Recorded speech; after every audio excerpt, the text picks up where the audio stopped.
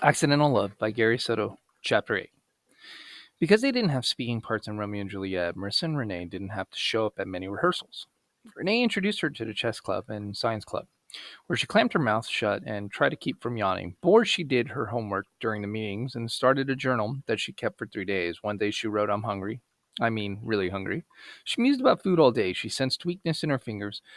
When she wrote that line and later used her famished state as an excuse to give up on her journal, she just couldn't write. She was delirious from hunger. How she would have loved to poke a straw into a thick strawberry shake and suck to her heart's content.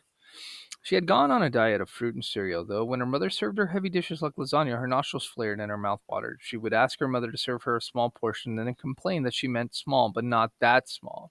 She avoided potato chips and cookies, two temptations that appeared in her dreams. She avoided that tub of chocolate ice cream in the freezer and the crumbly Mexican queso de cotija. Instead, she ate apples and oranges and cracked open pomegranates full of jewels that bled bittersweet juice as she chewed. She bought an overpriced bag of unsalted sunflower seeds, ate a portion of its contents, and threw the rest to the sparrows.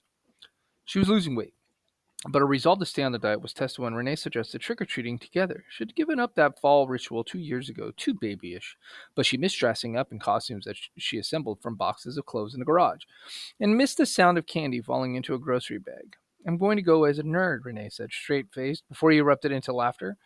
"But Renee, you're a nerd all the time," Marissa laughed and begged him to please keep his cell phone in his pocket, not on his belt. She hugged him, called him my precious nerdito, and told him how proud she was that he had retired his white socks, but neither went trick or treating. Renee had to hand out candy at his house, and Aunt Sarah asked Marissa to do the same at her place. Aunt Sarah was working the night shift at the hospital and didn't want to leave her house empty on the night when not only goblins and spirits, but downright nasty thieves broke into homes. She left Marissa with a pizza and 3 bags of candy to hand out. "I shouldn't," she told herself as she pulled a cheesy slice of pizza toward her mouth. "I really shouldn't." But her tongue rolled out and she bit into the slice. Her eyes fluttered closed. It was too delicious. She took a second and third bite and then wiped her fingers on a paper napkin when she heard the shuffling of little feet at the front door. When the doorbell rang, she snatched a bag of candy from the coffee table. "Trick or treat," screamed 3 girls, all princesses.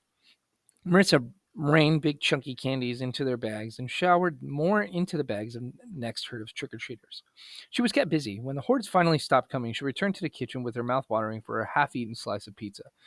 It had grown cold and gooey, so she popped it in the microwave and returned to the front door when the bell rang. "Trick or treat," a crew of 3 guys croaked their deep voices, sounding like frogs. "Hey," one of them said after he grabbed 3 fistfuls of candy. "Ain't you Marissa?" "They're from Washington," she guessed. "Yeah, who are you?" The guy stripped off his mask. It was a screaming face, modeled after a painting that had been popular since he was a baby. But he was no longer little. Though his pants were riding low, he had a faint mustache and his teeth were yellowish from cigarette smoke. "Joel?" Marissa said. "Aren't you too old for trick or treating?" "Chale, I could do it 2 more years." He threw 2 fingers up like a pitchfork. "After that, I'll give it a rest. And then when I get my kids, I'll push them into the stroller." "Que gacho, carnal," one of the friends cried with laughter. Joel's friends stripped off their masks. Marissa recognized one of them, and the other was someone she had never met and would rather not know. A chain of bluish tattooed tears fell from the corner of his right eye. "You moved, Keno? Is this your crib?" Joel asked as he leaned around Marissa and peered in. "I like the couch. Is muy firme? For, tu sabes, a little action? It's my aunt's place. Your tia home?" "Yeah, she's home." Marissa's heart began to thump. Joel wasn't the worst guy in the world, but he wasn't an altar boy either. "Too bad," Joel crowed as he wiggled his hips and threw his arms into the air. "We could have partied. You feel me?"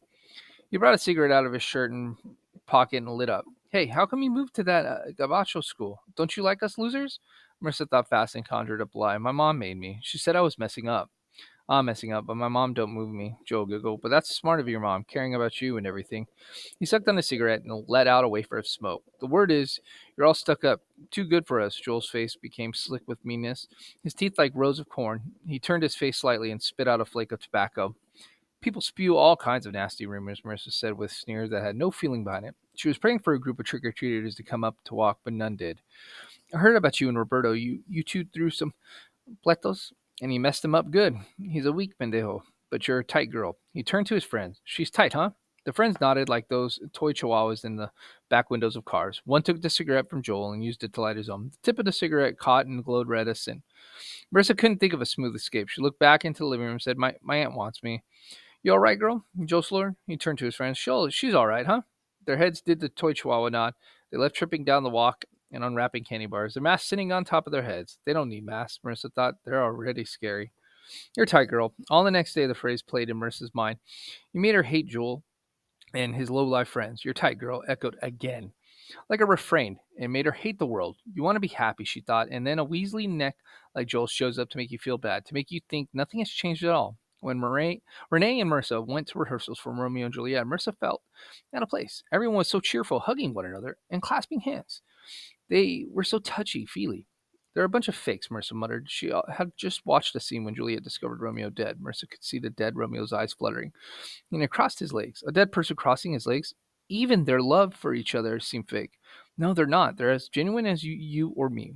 Renee pouted with his head down, as if he were mad at his shoes. He asked, "What's wrong with you? How come you're so negative?" Marissa was hurt. She could take a punch from Roberto or a slap from a girl with a bad attitude. She could take her mother's scolding voice about her not cleaning up her bedroom, but the questions from Renee hurt. So he thought she had a bad attitude? Nothing's wrong with me. Her back stiffened with anger. I know that you went to a bad high school. Marissa cut Renee off with a bitter stare. She got up and left the auditorium, her backpack feeling like it carried something heavier than books. These Hamilton kids don't know the real world, she muttered as she stood in the autumn sunlight, the wind flickering her hair about her. She took out her cell phone and checked the time, 4:17 p.m. Her mother wasn't going to pick her up at 5. Her mother was going to pick her up at 5 in front of the high school. Marissa turned, faced the auditorium door where she had exited, and waited for Renee to come out, apologizing on his knees, but the door didn't swing open. She made out laughter coming from inside. Were they laughing at her? Marissa was sensitive to criticism, and she knew that at times she imagined things a mere glance from someone on the secret street caused her to roll her hands into fists. Is it me? She often thought, and she thought it at the moment. Is it me, or is it the new school? Her mood was dark. She wanted to kick something. Maybe I am negative, she muttered, but I don't care. I don't belong here. Marissa walked down a hallway plastered with signs for the school club: science, vegan, bisexual, poets for the world, thespians, Latinos in business. She sneered at the posters. At her old school, the walls were tagged with graffiti. I know they are fakes, Marissa said. She boiled with anger and ventured into the restroom. With a fingernail, she dabbed at something in her eye, which could have been dust, an eyelash, a wind-blown speck from a tree. She blinked over her eye. She still felt scratchy. She closed her eyes and reconstructed the image of Renee asking her, "What's wrong with you?" She could have asked him the same. What's wrong with you? Sure, she thought, he's changed his socks and pants, but that stupid laugh of his. A girl entered the room, observed Marissa, and went into the stall where she started crying. Marissa was going to tease her hair, but she put her brush back. She listened at the crying eventually subsided in a sob, then tiptoed to the stall, knocked, and asked, You okay? What's wrong? There was silence before the girl replied, Everything. What do you mean, everything? Marissa asked after a long minute. The girl unlocked the stall and came out. Her eyes were running with tears and her nose was red. This boy I like, the girl began softly. He walks past me like he doesn't see me. Tears began to leak down her cheeks. Boys, Marissa growled. They ain't nowhere like us girls. Marissa opened her arms and the girl took baby steps into Marissa's embrace. Marissa let her sob on her shoulder and began to think that maybe this touchy-feely approach of her classmates could be real. What's your name? Marissa asked when the crying slowed down. Priscilla, the girl sobbed. Mine's Marissa, she volunteered and released the girl from the embrace. She pulled a paper towel from the dispenser and handed it to Priscilla, who blew long and hard and tossed the wadded-up paper towel at the garbage can. She missed by a foot. They left the restroom arm in arm. Marissa couldn't believe the change in herself. Less than an hour before she had begun brooding about the actors and their fake expressions of love. Now she could see how she might have been wrong. Boys, Marissa grumbled, we just got to depend on ourselves. Whatever had been in her eye was gone. She could see clearly in the late afternoon sun. She realized that it was okay to hug. There was nothing fake about it. It felt right. This is the end to chapter 8.